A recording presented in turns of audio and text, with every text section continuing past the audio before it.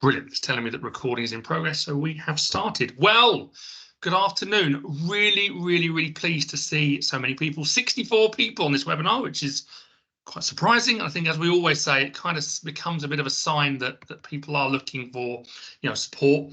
The main focus on this is preparing care staff for a CQC interview.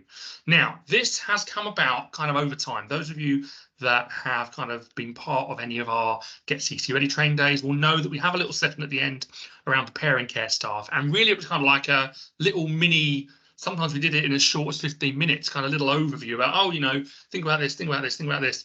And what we started seeing was care services going, no, we need a lot more help on this.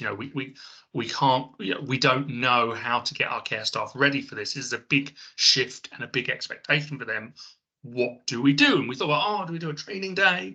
What do we do? And we've worked out some tips that you can, and some resources that you can use right away, straight away. And we're talking about our video program as well, which may be of use. Again, if it's not, there's lots of other stuff that we are talking about here that we'll be sharing with you as well. So the focus is really on all the broader stuff. Just a quick overview, because I know that even now there's a real gulf in terms of what people know and don't know in terms of the new changes. The way that CQC speak to staff is changing a lot. So things are changing massively under the new framework, particularly because of this introduction of feedback from staff and leaders evidence, which is an evidence category, one of the 5 evidence categories if you're a residential service, one of the 4 evidence categories if you are a home care service. So under the old ways, the way that CQC might, emphasis on the word might, catch up with a staff member is they might bump into them. They might have a little wander during the one inspection day and have a chat. Maybe some of you very sneakily placed your favourite staff outside the room or in the coffee lounge bits that CQC would happen to bump into them. But it was all a bit haphazard. There might have been the odd phone call, there might have been the odd email, but really it was up to the inspector. The inspector might have just sat in the office and done a whole load of kind of data stuff and maybe spoken to 1 or 2, or they may have got on the floor and really got into it. Really, it was whatever they could fit into the day. And the other thing that's really important is not only was it kind of a bit haphazard and whatever the inspector could fit into the day, the other thing about the old ways is it didn't really mean anything.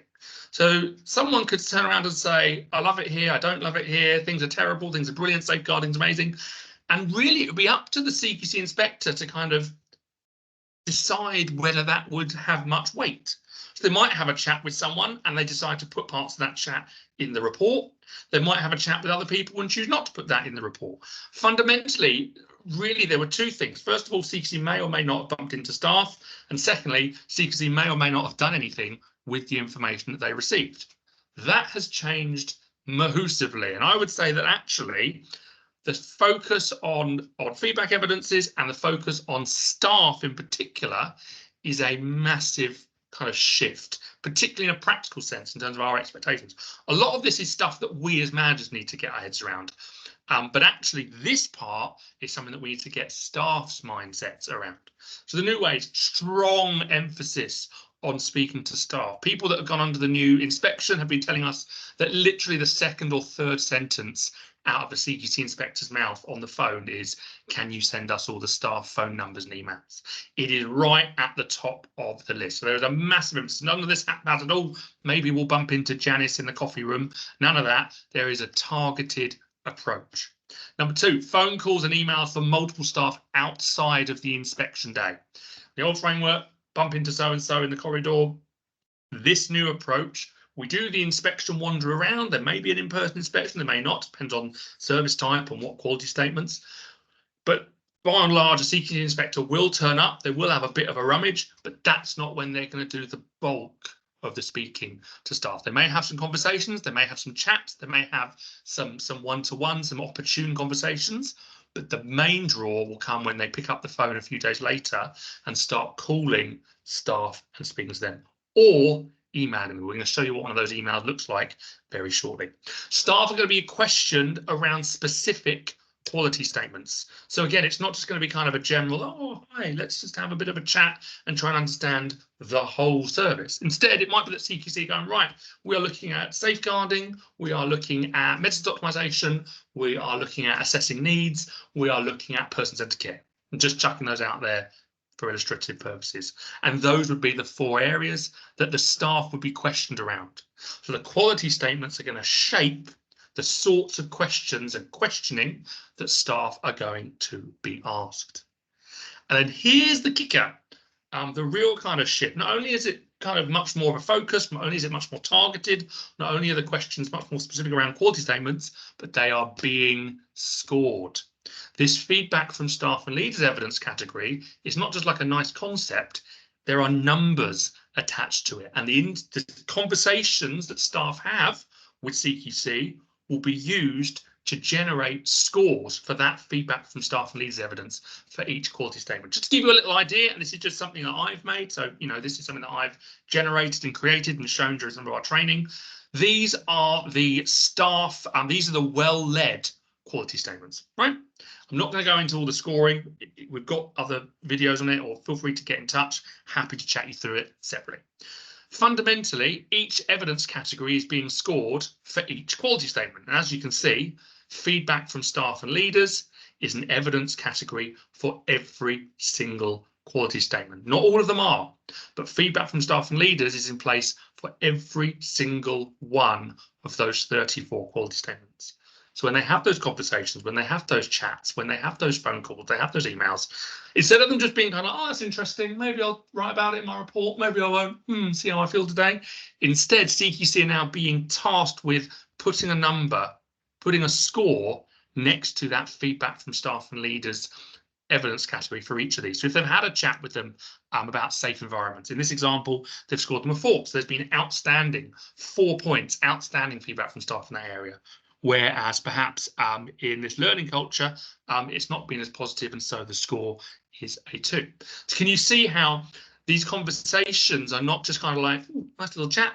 These are directly creating those feedback from staff and leader scores, which then directly create the score and the rating for that quality statement. And obviously, as we know, the quality statement scores create the key question score, safe, effective, care, and responsive, well-led.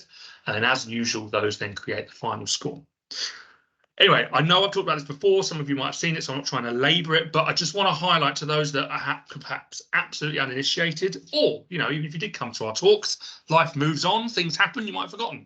We just need to understand the old ways of speaking to staff on a whim have changed. There's much more focus on speaking to staff specifically, questioning them around the quality statements, and their answers and the overall feedback from staff directly creating that feedback from staff and evidence scores for each of the quality statements they assess. Now, the process for this, we will get into the how in a moment. I just want to make sure everyone knows what's going on. The process for this seems to be pretty consistent, which is CQC phone up the service and say, hey, we're going to come and see you tomorrow. Or in some cases, they physically turn up and go, surprise. But one of the first things they do, and we've heard it from people that have had the phone call, and when we heard from our wonderful colleague a couple of weeks ago, who had an in-person kind of surprise inspection, one of the first things they said, literally within the first minute or 2, was, can you give us, please, the details of your staff, either phone numbers or emails? We've had some services who have just sent email addresses. We've had some that have sent phone numbers and emails. Usually you send these to a specific email address in a password protected document. So a Word document you add a password to, an Excel document that you add a password to. If you don't know how to add a password to a document, go on YouTube and Google it, or ask someone that's like 19. That's what I do. I always call my younger brother if I don't know what to do about IT, and he'll usually tell me. So you create password protected. Now, this does raise the issue of consent. We've talked about this before. CQC kind of are under the view that they have a right to the information. Lots of people doubt this. Lots of people within the care sector doubt this. A couple of GDPR experts kind of raise question marks about it. Fundamentally, what we're always suggesting is you might not be able to gain full permission, but you can at least gain preferences. Okay, so what we want to make sure is that staff know that this is going to happen, and that we in some way communicate their preferences. We are going to email this document out to everyone tomorrow. Everyone on our Wednesday webinar list, whether they're here in person, as it were, or they've missed it, will receive this consent document. You can do with it as you wish. It's unbranded. You can hack it apart, do what you want, but it just explains the new ways that CQC are working in a brief kind of paragraph, gives people options for how they would prefer to be contacted, and they might select they're not going to be contacted at all. Whether CQC listen to that is another case entirely. And thirdly, it gives options for when they'd prefer to be contacted. They want to be contacted during a work day, on the weekends, or in mornings, or afternoons, or evenings. The reason why we think this is useful is, A, it's useful so that you can send this to CQC and go, look, this is what our staff have said. They may not listen to it. But B, even if they don't listen to it, if you've done your bit towards your staff, they can't resent you. It was interesting when we had the interview a couple of weeks ago. The wonderful manager, who was absolutely fantastic, said that in the busyness of it all, they'd forgotten to tell staff that CQC might call them. And a couple of staff members were a little bit like, who are you? Why are you calling me? I don't know what I can say. Because if you think about it, think of it from just a human perspective, ignore CQC and manager and all this stuff. If someone out of the blue called you and asked you questions about a safeguarding incident that was as yet unresolved, that could be anyone. Like, it would feel a bit, do you see what I mean? If someone called me and said, oh, can you tell me about that fall that so-and-so had 3 days ago? Can you explain to me what's happened, where you think the service is at and what needs to change? If you don't know that you might get that call, can you see? This is where I think it's not so much about gaining full consent, because I think CQC are going to play a bit of a complicated game with that one. If we can at least inform them and detail their preferences and share that with CQC, I think it's going to be really important. Sue's made a really good point. I don't think staff can be compelled to CQC. Fully agree. If they're being called outside their working hours, and if they do, who is paying them for this? What is the impact on the working time directive? This is a really good point, Sue, which is essentially, is it work if someone from CQC calls you on a Thursday night and talks to you for, as we've heard of some examples, an hour to an hour and a half? I would say yes, it is work. I would also say that many people, and Debbie's literally just written right here, staff shouldn't be answering their personal phones while working either. And this is where we get a tricky thing. CQC want to speak to staff outside of the day-to-day hustle and bustle. Really, they feel that what if you've got your eye on them and they don't say what they really feel. The challenge with this is, number one, they can't answer their personal phones on shift. Option two, if they are answering their personal phones outside of shift, then they're doing an hour of conversation with CQC outside the working hours. Two ways that people have sometimes so far sidestepped this. Number one has been to just give emails, and then service gives staff some time during work hours to respond to that email. Or you just give the service number and you encourage staff. Maybe you have, if they're going to call for 3 days, maybe you have one extra staff member on the floor for those 3 days, and you carousel it. When they phone that number, one of you goes and speaks to them. You've still got enough staff because you've added another staff member. Those are just some suggestions. But I will say, and it's it's a wise debate, don't shoot the messenger, CQC are specifically asking for personal phone numbers. That is not unique or unusual. Every single instance they have requested personal phone numbers. You might want to say, look, we're only happy to give the service number, but you might have a bit of a back and forth in your hands. That's not me saying you shouldn't, and I think it's a wider conversation. It's something when I'm at the care show during my little half-hour one-to-one with CQC, I will be raising exactly that because I think it is complicated. So we will send you this preferences slip that will come through to you tomorrow. But anyway, we've spent 15 minutes just giving the context.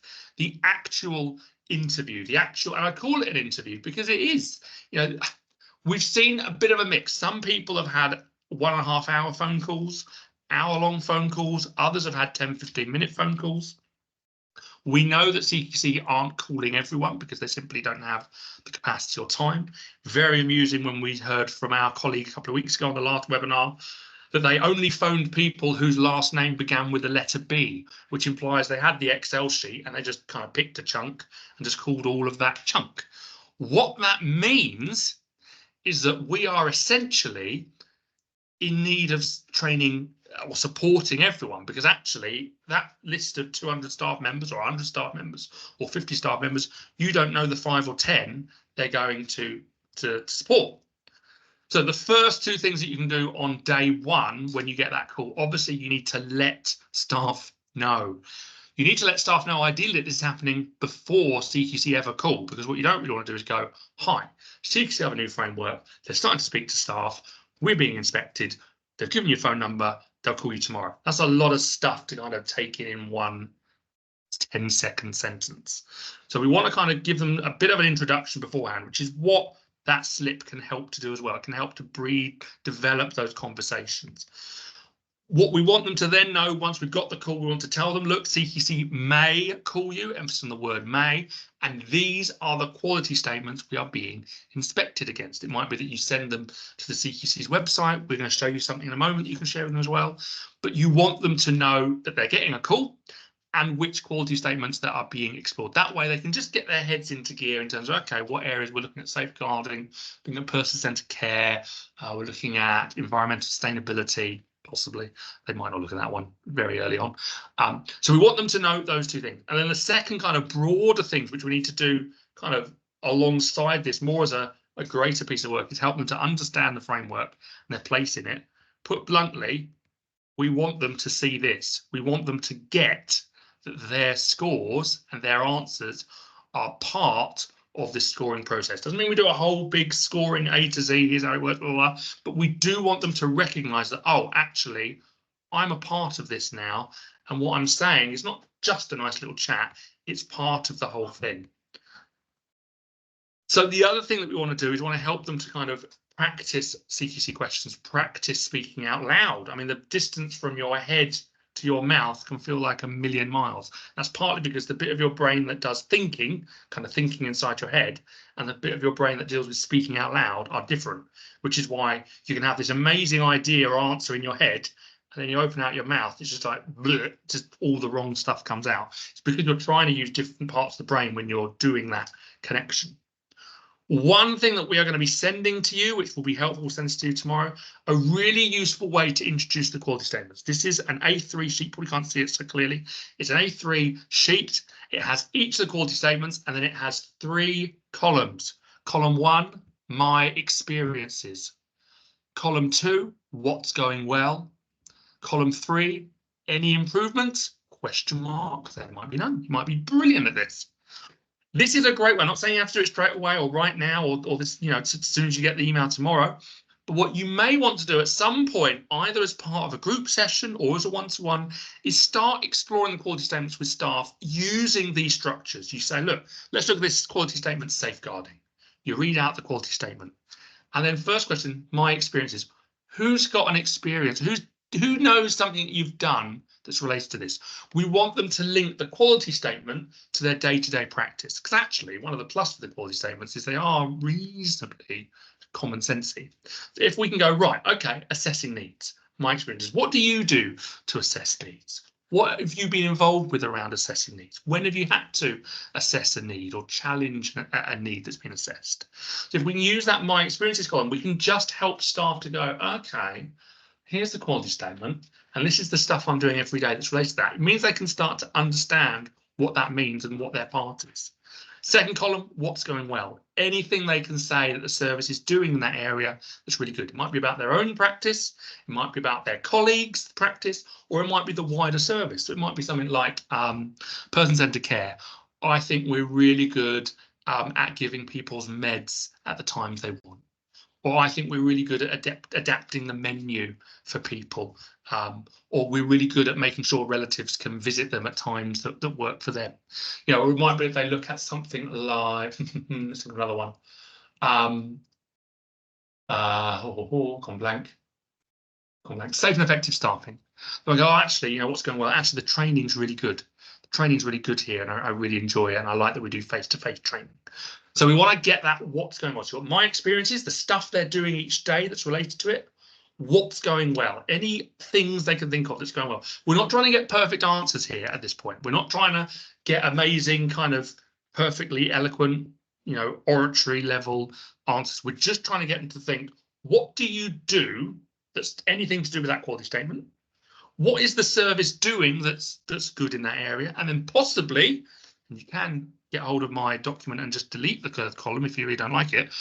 We also have that third column of any improvements, question mark. It might be that there's no improvements. Or it might be that staff do have some ideas for improvements. And that's useful for you to know for two reasons. Number one, you can see any improvements they suggest, which may or may not be actioned. But number two, you get a bird's eye view on what they might complain about. Not trying to kind of set up a us and them, but if they start writing things in the any improvement section, what you can start to get a handle on is what are they unhappy about? What might they discuss when they are questioned in that area? Because if you're looking at safe and effective staffing, they say, oh, you know, night staff are under, you know, we don't have enough staff during the night shifts, or so and so is always late and no one does anything about it. These are sorts of things we sometimes hear on our survey stuff. If you start to see them writing that in the any improvements, A, you know that there's an issue that may or may not be solvable, and B, you know what might be talked about and how we can support them to share that comment fairly, or, you know, solve the problem. That's another total possible option. We're sending that out. It's a really useful task just to get care staff to understand quality statements, see how they link with them, think about what's going well, and think about improvements. The other thing you want to do is you want to practice questions. One of the things that we're building it into our course. I'll probably share some of this later on next week as well. CQC have kind of been sending questions via email to some services, and one of those services very kindly shared it with us. It's got 26, 27 questions. So don't just think, oh, the email's the easy route. It's not, because what they did was they emailed all of the staff a 5-page email with 26 questions. As you can see, the questions were organised kind of by quality statements. They had the quality statement and a list of questions, another quality statement and a list of questions, and it kind of went on. I think what we're seeing here is, I mean, it's the nicest way. CQC aren't going kind. You know, they're not purposely trying to make it easy for people. If we read out some of those questions, I've just got it up on a different screen so I can see them in a little more detail. Describe your induction and training to us. If new to care, have you commenced the care certificate training? Another one, do you feel the staffing level is sufficient to provide people with the care they require? Safeguarding, do you feel people get safe care? Give examples as to your response. Have you ever reported a safeguarding concern? What was the outcome? Have you had safeguarding training? What did that training cover and inform you of? If you witnessed a person being subject to mistreatment, what actions would you take? These are not my questions. These are not things that I have invented. This is an email. Basically, I kind of said, could you send me that email? This was an email sent to a service that was being inspected in 5 or 6 quality statements, and they very kindly sent me the whole set. And I will try to get that to you as well. We are building it into our program as well. So what we can see here, to be really blunt, is that we need our staff to understand the framework. We also need to practice this kind of questioning, because it's not kind of a, hey, what's it like here? Would you bring your mum here? That might be a question, but it's not going to stop at that. I am going to do a little plug for what we're doing. So I think what we're doing is pretty cool. Next week at the Care Show, we will be kind of unveiling our new video course, Care Staff Confidence, How to Speak to a CQC Inspector. It's got 35 bite-sized modules. And by bite-sized, I literally mean a minute or two, sometimes 3 or 4 minutes. It's in 3 sections: understanding the new CQC framework, how to speak to a CQC inspector, and that's where the bite-sized videos are. And then there is an additional resources section with extra videos, over 200 audio practice questions, a load of other extra tasks and activities.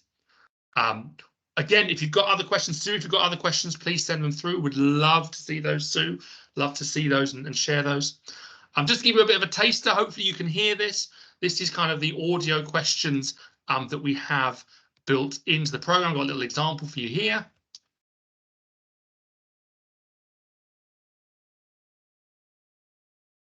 I'm assuming you heard that. I did have the share audio. Did anyone hear that when I pressed that? I'll also press another one. You can see if you can hear that one as well. Here we go. In there talking. Here we go.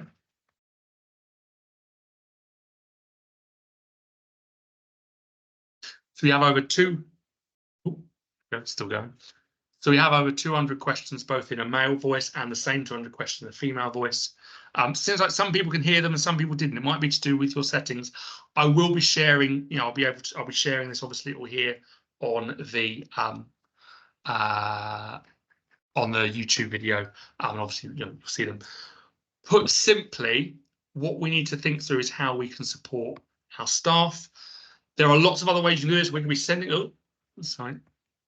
What we'll be looking at kind of in the next few sessions as well, we'll be doing some more kind of detailed work on this, if that would be of use. What I would say is that the documents that we're sending through, obviously we're going to send you those for free and you can kind of enjoy those. In terms of getting in contact, finding out more about this kind of program, we have got a web page now on it, careresearch.co.uk/training. Of course, you can ping me an email and we can have a Teams chat. We also have a mailing list. And again, I'll send all of this through, including, sorry, someone's asked about charging. I'll send the charging structure in the email tomorrow. So tomorrow, you get a big old tasty email that'll have some free stuff and it'll have kind of information around the charging. And then it'll have details if you want to kind of click on the site, go to the mailing list. Fundamentally, what I think is really, really, really important is we need to kind of start to communicate these new ways to care staff. Now, it might be that you communicate that kind of to managers and they cascade it. It might be that you kind of use the permission form that we're going to send to kind of generally introduce it. What I would say is that you want to introduce it in a united front. So if you've got a mega service that's got 50 services, you do not want 50 managers saying 50 different things. That's not a criticism of managers. That's just the way that communication happens. So we need to think about how do we kind of, as a service, have a kind of a single stance for doing this. If you want to have a chat with me, happy to have an email or a chat on Teams about how you might introduce this. Obviously, our video program might be one way to kind of introduce it as part of kind of a training day that you do, giving people access to those questions to explore it. However you choose to do it, what we do need to do is we need to help staff understand their new place. We need to facilitate that. But also, thirdly, we need to accept that this is not going to be an overnight thing. Your staff are not going to clock this and do it perfectly by May. This is going to be a bit of a culture and training shift that we need to kind of think through. You know, we're providing all these resources that you're more than welcome to have access to if you wish to use a course. There's lots of other things you might wish to develop or that's out there, but none of it's going to do it tomorrow. We're actually having to teach our care staff a whole new skill, and that is speaking, and to an extent, public speaking. Many of us haven't been taught that at school. Many of us certainly wouldn't have opportunities to explore that during our kind of care careers. So it's up to services to start thinking, right, okay, this is kind of an extra facet. When we think about CPD, when we think about training, even when we think about recruiting, we have to kind of build into this process an understanding that you will probably have an opportunity to speak to CQC at some point during your career. We want to support you to do that well, A, because we want you to feel confident, and B, because for us as a service, we want you to represent us well. So that, I can see we're coming up to the end of the session. Again, if people want to speak to me or they want to get in touch about the video course that we've got, that's fine. We'll be sending you the extra documents and details tomorrow. We'll send that to everyone on the Wednesday webinar list, but equally feel free to ping me an email, feel free to ask me a question. Care staff confidence, how to speak to a video inspector, how to speak to a CQC inspector. It's being launched next week. If you already have an LMS, we can put it on your own LMS as well.